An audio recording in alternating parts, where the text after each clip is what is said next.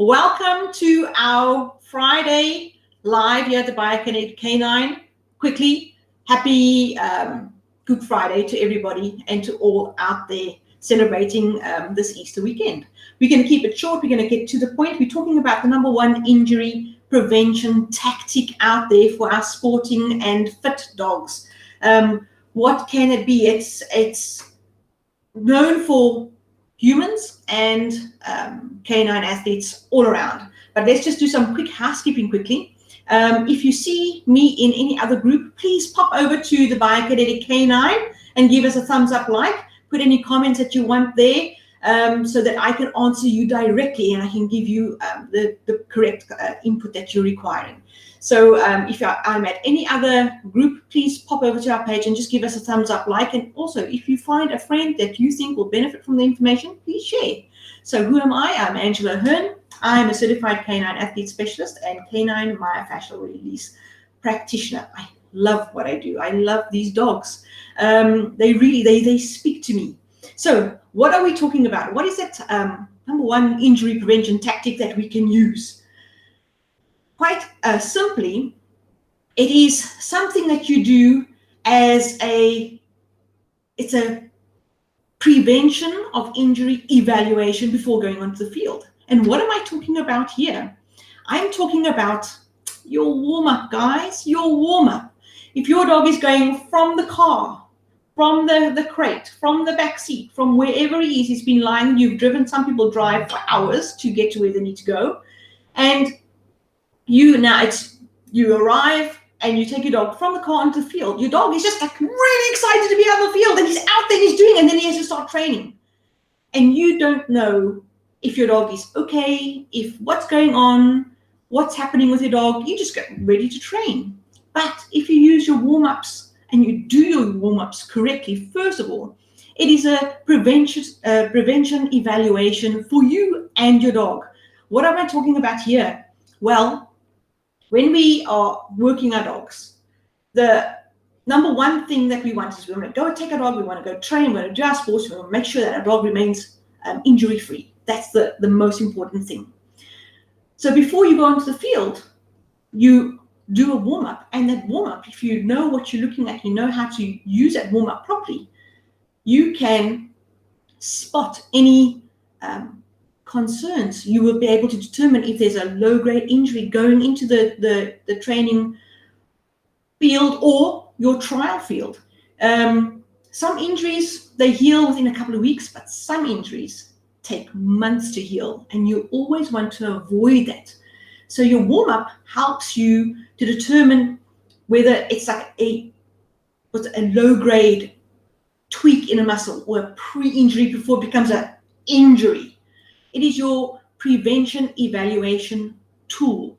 That's what a proper warm-up does. So when you're taking your dog and you're warming up, and you before you go into the field, if you are sitting watching TV and you're just sitting there and suddenly I say, come on, go and run, you are going to hurt something. Same things happen with dogs. If you're just going to go from the car and ask them to do something that's really high drive and it causes their muscles to contract at 100% of that muscle power, you are very easily going to injure your dog. Most dogs get injured because they haven't had a proper warm-up. And that warm-up and the techniques and the exercises that you use in the warm-up can either make or break your training. So there's various things in a warm-up that you need to understand, because certain movements in a warm-up can actually deactivate a muscle, which is the last thing you need in a trial. You want those muscles to be super powerful and ready for movement. That's what your warm-up does. It is there for your dog's body, but also for your dog's mind, to get the dog to understand what's happening and are those muscles awake? Are you going to get that focus from the dog that you require for when you go onto a field? So your warm-up is your prevention evaluation tool, used properly. But now, there's a thing. How do you know if your dog is actually injured or uncomfortable or what? Well, I do have a workshop that we've run. It was really successful, but you learn a lot about your dog. And you can use all of those movements. Let me just show you. It is a body checks for injury workshop. So let me just put this down and let me just show you what I'm talking about. Here it is. So it is a body checks for injury workshop. I'll put the link for this in the comments below, but you're most welcome to take a look at this workshop and just to see when your dog is high drive, they don't show those injuries easily. But here we show you how you look at your dog. It takes 5 minutes and you can see if there's something just slightly out of kilter and you can then address it sooner rather than later. But if you know all of those signs and they're not there in your warm-up, you're good to go. And so you start your warm-up and so you prepare your dog for the tasks at hand.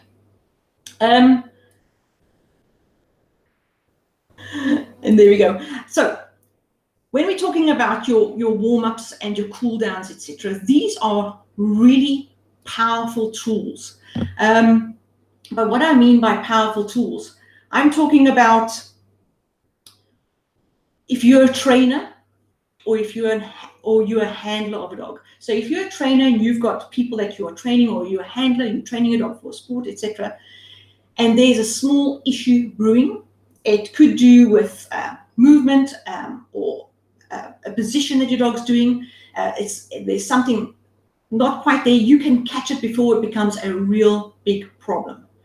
And that's what you pick up in your warm-ups. You also pick these things up in your cool downs. You watch your dog. How did your training go? Did anything happen in the training? You're looking at your cool down. You're looking for certain things in your dog, but there's also various other points that you're looking for in your dog.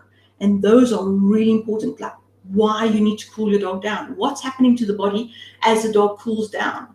Did you know, for example, that your dog's core body temperature continues to rise after training for at least 10 minutes? So if you're one of those people that are training your dog and you're doing really well, and now it's the end, and you take your dog, you put the dog in the car and everything, that core body temperature continues to rise. And this is really dangerous during the summer months especially. So how you can assist your dog to get that cool down happening at a proper speed so that the dog's body is protected through a proper cool down technique. These things can also happen in where it's really cold and you're training, and now you need to cool your dog's body down. You need to cool the dog's body down at a rate that is going to be slower than the outside temperature, because if the body cools down too quickly, you're getting cramp, etc., and you want to prevent those things happening for your dog. So your warm-up and your cool down, the techniques and methods that you're using in those sessions with your dog before and after you train are really important. They're powerful tools that you can use to analyze your dog, to catch a problem early, to get these things sorted out. So, and it's a warm-ups and cool downs. These can be really fun training tools that you can start from young with your dog. And you can carry on with them for as long as your dog does sports, and then you can use them just as fun training routines into retirement with the dog. There's just a few tweaks that you look at here and there, which we actually are going through. The reason I'm doing this, I've got a warm-up and cool-down workshop that we are doing, and I'm really inviting you all to come and join in the workshop. The workshop was by request from the people that attended our Body Checks for Injury workshop. So they enjoyed the workshop so much, they also asked, can I do something on warm-ups and cool-downs? And so here we are. The workshop is going to be taking place in 2 weeks' time. So it's on the 15th and the 17th of April, and it is going to be done live. I'm going to put the link in there. I can see. Does it post? I don't know if you can see it, but I've put the link. If it doesn't post now during the live, then I will post it afterwards. But go take a look, and what we're going to be all doing in that program, I can show you. I've got some of the slides up. We're working really hard to make this as fun as possible for you guys. So we are working on, let me go and have a look here. Included in our workshop is what happens to the body during a warm-up and a cool-down. So what happens to your dog's body? And if you know what happens to the dog body, you'll see exactly why it is so important to do these. It takes a few minutes of your time to do it. You spend more time with your dog enjoys it, and you get the huge benefits from it. And then we're also implementing the SAID principle when it comes to warm-ups. That is really important. It's especially important for optimal sports training, and we're going to go through what that SAID principle is. Then you're looking at factors that affect the length of your warm-up time. How long must you warm a dog up for? There's a few factors that you've got to consider before you determine how long you should warm your dog up for. And then what exercises make for a good warm-up, and what exercises you should absolutely avoid in your warm-up that are just don't do those. What the really nice part is, it's not just all theory. We're going to go through a warm-up, a practical warm-up, and I'm going to help you put something together for your dog. So for the people that come into the live workshop, there's a video asking you what you want to know and how do you want to go about it. Send me a message and what you want. Tell me what sport you're doing, and then I'll put the warm-up and the exercise routines and why those exercises are included in that warm-up, so that you understand why you are doing something as well. That's really important, the why. And then also, like I said, it's two mini workshops, you could say, because it's a warm-up workshop and we're doing a cool-down workshop. So in the cool-down workshop, we're also going to go through what happens to your dog's body as that body cools down. There's also a bit about you'll discover what movements that are happening with your dog that actually deactivate a muscle, and why you want to avoid that completely, because the last thing you need is for a relaxed muscle to go in before you go and do a big trial. You want those muscles to be activated, to be powerful, to be alert, and that is what your warm-up does. So it's beneficial all round. That's what you want. So if you go to the link, go there. We've got an early bird coupon in the top. Place that coupon code in the the field, and so you can get it. The coupon's not going to be not going to be there forever. So take advantage of it now, so that you can get that better pricing. We will also be having, I've got some PDFs so that you can work out your warm-up routine for your dog right there and then, and also a PDF on various cool-down techniques that will be useful for your dog and for you to understand and learn, and what you can do to master them. Of course, in our live workshops, we've got live Q&A, and you can ask me anything during those sessions. And that's a really exciting part, because then I'm addressing you and your concern with your dog, because warm-ups and cool-downs differ for different ages, different sports. And if your dog has previously been injured, how do you address those issues in your warm-up and cool-down? That's really important to maintain the longevity of your sporting career. You don't want old injuries to become a problem. You want them to basically disappear, so that your dog can still give his 100% effort in your trial field. And that's what we are going to be going through. So when you are training and you are training hard, you also want to prepare hard. You want to prepare to play hard with your dog. So we'll discuss the most effective exercises that are safe and effective, and proper techniques when performing these exercises during your warm up and cool down routines. Rihani, hello! Awesome. Oh, you're saying that you love the Body Checks workshop. Thank you so much. So I'll put that link in the comments section as well for anybody that is interested in going. Yes, I will say it's worth it, but you learn so much about your own dog. So go take a look. It's something that I wish I knew beforehand. It would have saved me a huge pile of heartache if I just seen simple signs, because we all know that our high drive dogs, they just carry on working, they carry on doing what they do, they waiting for you, they've got zero self-preservation, and they just want to carry on going. But they do give you small signs. Always they give you small signs. And that Body Checks for Injuries workshop, that does the trick. You can pick up the most common signs of injury there, and then you can get them sorted out. Just like with Rihanna, she picked up a small tight muscle in the neck but she knew what to look for. And the following day, she was going to her rehab vet, and it was just a pulled muscle. It wasn't a strain, it wasn't a tear, it was just, and they could massage it out, and the dog could carry on. And there was an agility trial, wasn't there, Riani? Was it the weekend or the weekend after? And you could compete. It wasn't a big issue. But I'm just thinking, imagine if she didn't see it. And her dog is seriously fast. He's actually a little bit too fast for his own good sometimes. And because he's so fast, that injury could easily have erupted to something that is a little bit more major. So go check out our Body Checks for Injuries workshop. You'll learn loads. But then following on from that, there's our warm-up and cool-down workshops that we are going to be running now in 2 weeks' time. I'll put in the links for that too as well.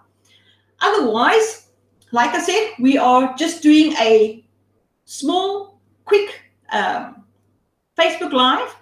I'm announcing a warm-up and cool-down workshop for you guys. There's lots of bonuses. You're going to learn a lot about why, how come, what for, what to do, what not to do in a warm-up and cool-down, so that your dog can go onto that field in confidence and do what he does best, perform. Right, so I hope that you go have a look. It is a warm-up, cool-down workshop. You're going to have loads of fun doing it. Remember, there's live Q&A. Set around about 90 minutes to 2 hours aside. So about 90 minutes for the workshop and extra half an hour for the Q&A. Ask me anything. I'm happy to answer you, and I'm happy to help you work with your dog. So, Bob, you're saying, put me down for both days. Bob, you are down. You are down already. Don't worry. Riani, I've got you too.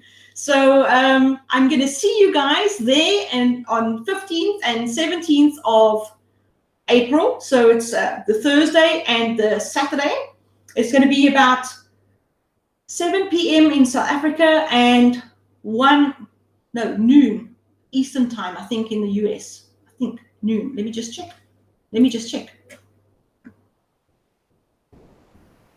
Yes, it's 1 p.m. Eastern time, 12 noon Central time, and 11 Pacific time. But 7 o'clock in the evening here on both days.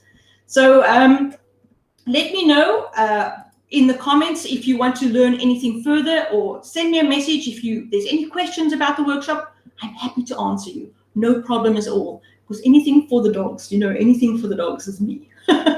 So I'm going to say to you guys, have a very awesome Easter weekend. Spend it with family, and if those family members are the dogs, all the better. Just bring them in and give them the cuddle that they deserve. If you're going to go take them onto the field, give them a nice, good warm-up. If you're not too sure about warm-up, attend the workshop. If you're one of those people that says, oh, well, I just throw the ball until my arm falls off because then my dog's warmed up.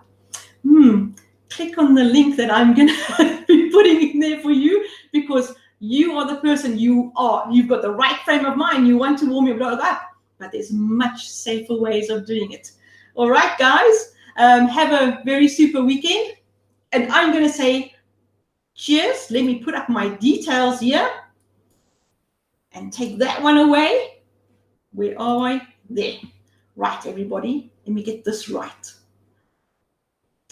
Bye. See you next week.